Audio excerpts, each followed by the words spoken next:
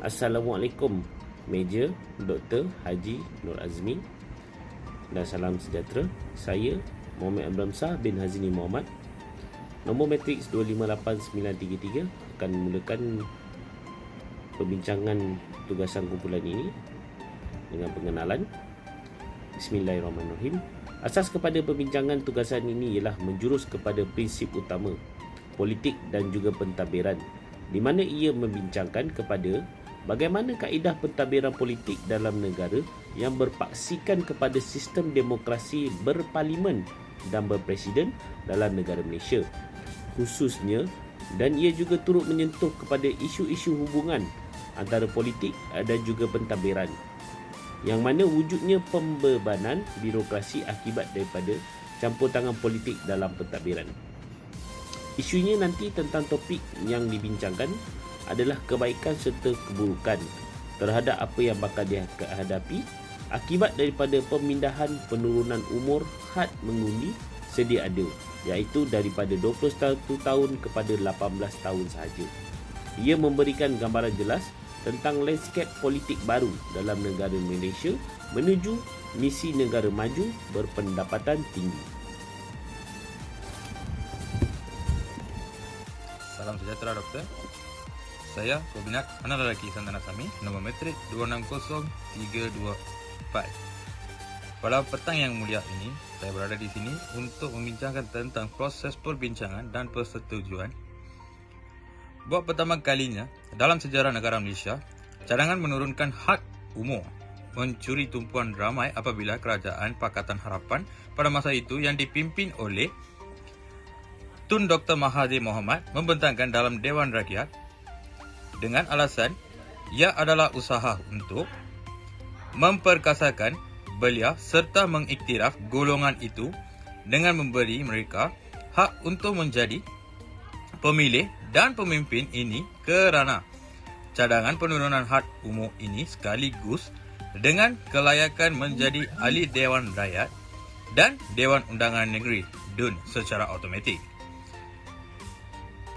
Pada pembentangan kali pertama RUU Perlembagaan Pindaan 2019 pada 4 Julai oleh Ahli Parlimen MUA YB Syed Shadiq Syed Abdul Rahman mengusulkan perkara 119 dalam kurungan 1 Perlembagaan bagi menurunkan had umur layak mengundi daripada umur 21 kepada umur 18 tahun. Ia dikatakan sebahagian janji manifesto Pakatan Harapan yang telah dipersetujui oleh Kabinet. Pindaan ini juga memerlukan sokongan 2/3 atas kurang-kurangnya 148 daripada 222 ahli parlimen untuk diluluskan. Terima kasih doktor.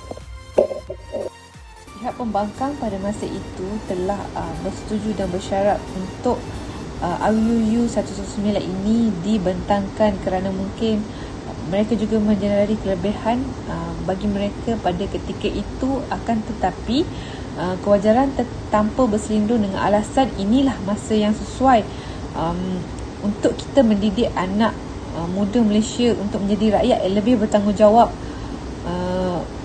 kerana inilah saluran yang betul dan tepat bagi golongan mereka untuk bersuara. Dalam pada masa itu dilihat keselarasan banyak perkara juga dapat dilaksanakan, seperti syarat umur 18 tahun sebagai akta umur dewasa adalah selari dengan akta umur dewasa 1971, di mana lelaki dan perempuan adalah terletak pada had yang sama, iaitu 18 tahun, untuk ianya disifatkan sebagai telah dewasa bagi negara Malaysia. Mengikut Seksyen 11 Akta Kontrak 1950, individu yang telah mencapai had umur yang 18 tahun layak untuk membuat keputusan menandatangani kontrak, selain layak untuk membuat permohonan lesen memandu, lesen perniagaan, pinjaman keuangan serta menyertai pasukan keselamatan seperti polis dan tentera, telah dianggap dewasa untuk berkahwin. Kesemua perkara inilah yang mereka himpunkan dan dititik beratkan untuk dijadikan alasan bagi pihak kerajaan pada masa itu untuk meminda RUU 119 bagi hak umur mengundi ini. Selamat sejahtera, saya Banu Pria, anak Bapak Laksman, nombor metrik 259831. Hari ini saya akan membincangkan keburukan dan kebaikan. Penglibatan golongan belia ini juga mungkin akan mewujudkan ruang diversity kerana golongan ini mampu memberikan ilham dan melihat suatu isu dari perspektif yang berbeza berbanding dengan golongan pertengahan dan golongan generasi awal daripada mereka lagi. Mungkin bagi mereka yang lahir pada generasi Z ini, kepelbagaian pengenalan, pembaharuan serta kecanggihan teknologi yang selari dalam kehidupan mereka membawa kepada suatu cara pemikiran yang berbeza. Sekiranya pengundi terdiri dari pelbagai bangsa, agama dan peringkat umur, maka semua stakeholder yang terlibat dengan pilihan raya perlulah memainkan peranan yang sewajarnya dan mengambil kira kepentingan semua pihak, khususnya golongan belia ini. Menurut Profesor Madya Dr. Ahi Sarok, pensyarah kanan Fakulti Sains Sosial di sebuah universiti tempatan di Sarawak iaitu UNIMAS berpendapat penurunan had umur ini akan memberi lebih banyak kebebasan kepada golongan muda untuk lebih ke depan dan bersuara terhadap hak serta citarasa mereka sendiri. Akan tetapi dalam masa yang sama, bagi penelitian pandangan saya sendiri secara peribadi, ia mungkin akan membawa kesan kepada jumlah peratusan keluar mengundi akan jauh lebih rendah daripada yang didaftarkan. Ini taksub dan minat dengan dunia politik. Selamat sejahtera, saya Sela Syamnia, anak perempuan Subrahmanian, nombor metrik 260212. Hari ini saya akan membuatkan pembentangan seterusnya. Satu hal yang menjadikan kelemahan kepada golongan muda ini juga ialah mereka sangat mudah terpengaruh atau dipengaruhi oleh rakan sebaya.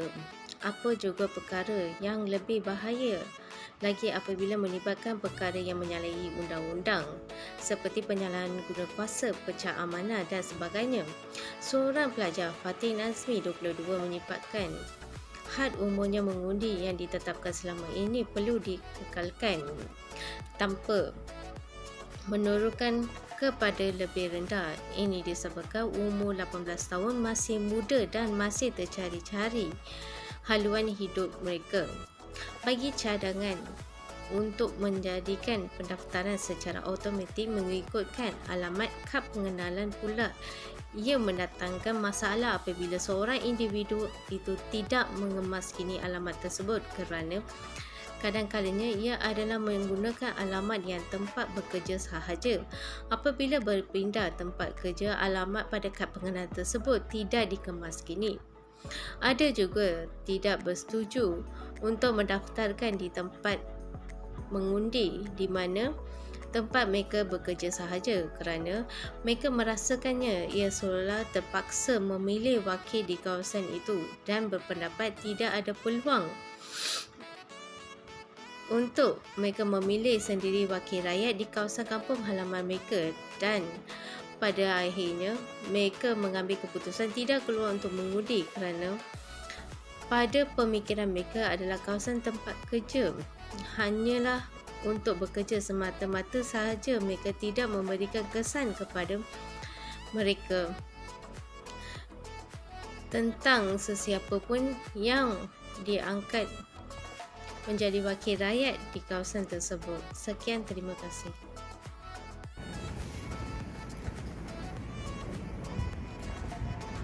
Kesimpulan daripada perbincangan kami hari ini, dilihat daripada isu menurunkan had umur pengundian ini, mungkin pihak kerajaan berpendapat mereka mudah untuk mengawal kemahuan dan kehendak golongan belia ini kerana mereka terlalu muda dan tidak mempunyai pengalaman sama sekali dalam politik pentadbiran ini. Jadi tanggapan mereka ia adalah kelebihan besar buat mereka sekiranya RUU 119 itu diluluskan. Mungkin satu hal yang mereka tidak peka ialah apabila golongan belia seperti ini berasa mereka dibohongi atau dipermainkan, maka tidak ada untuk kali kedua untuk mereka kekal bersama-sama. Mereka akan terus tidak mempercayai dan akan membuat perubahan yang besar dan kemungkinan akan memberontak. Perkara sebegini yang maksudkan tadi, di mana belia berumur 18 tahun belum lagi cukup matang untuk terlibat secara langsung dalam kancah politik. Sekian, terima kasih dari kami.